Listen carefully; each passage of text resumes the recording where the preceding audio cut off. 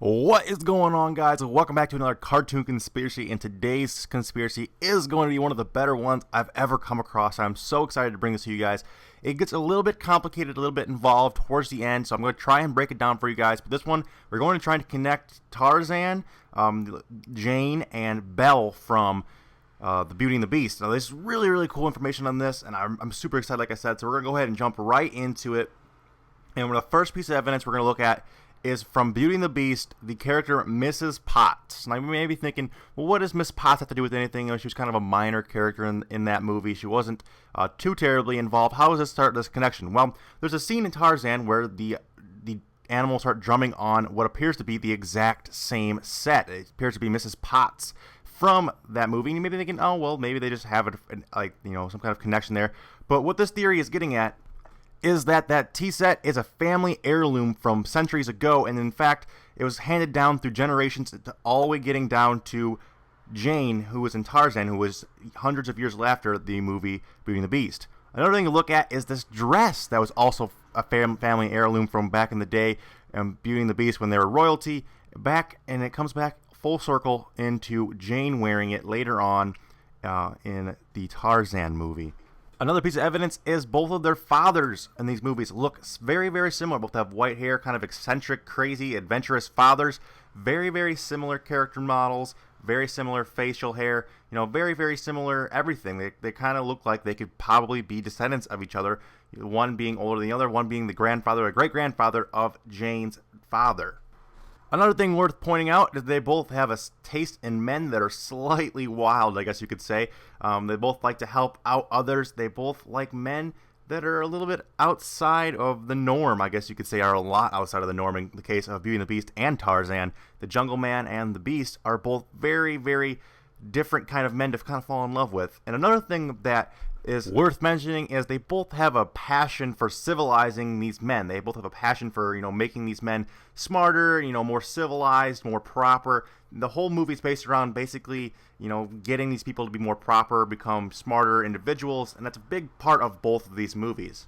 So how does one connect the daughter of an eccentric French inventor and the daughter of an eccentric British adventurer? You may be wondering, how do these two connect?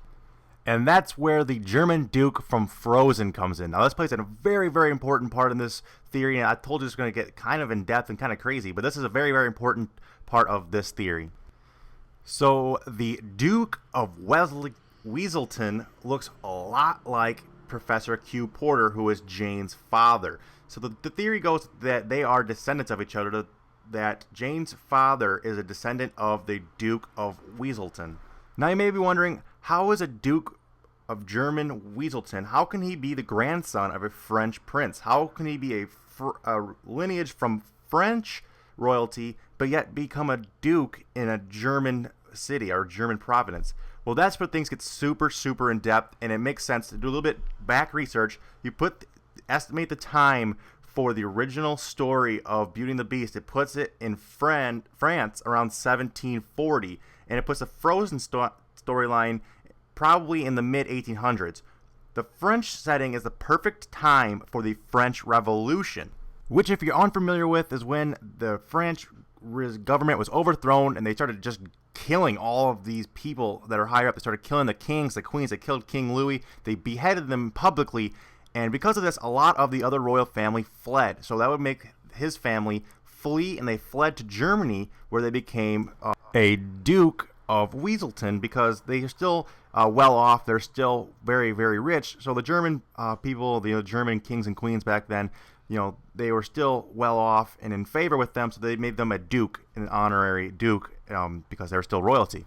So now that this lineage has come full circle and went from French to German duke, at the end of the movie of Frozen, unfortunately, he is frozen from all future trade with Arendelle, which means that he was kind of in a bad position. He kind of fell out of favor with the German royal family. People in Germany were no longer, taking his side on things. They kind of wanted him out. So what was going on during this time was another important event in history, was the British Industrial Revolution, going on at this exact same time.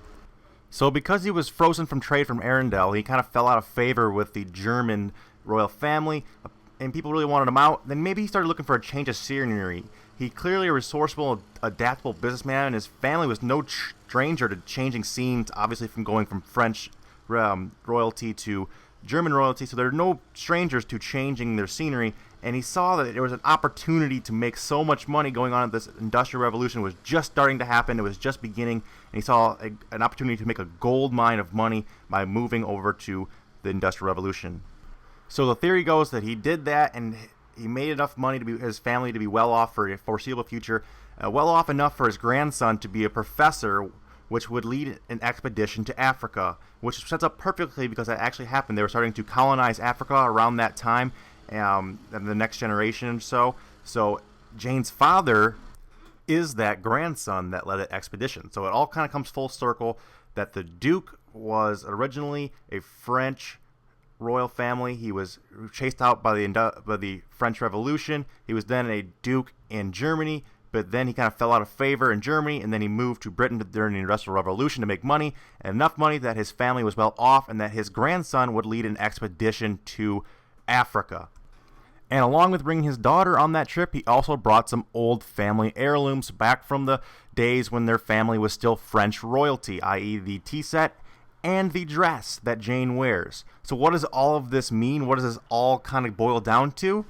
Well, that Jane is Belle's great-great-great-granddaughter.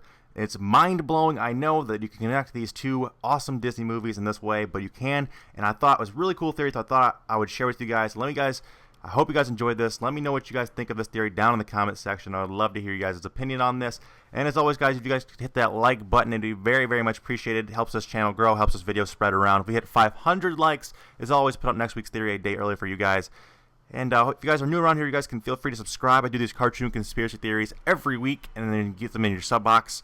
And as always, guys, have a great day. Until next time, guys, game the fuck on. Peace out. I'll see you then.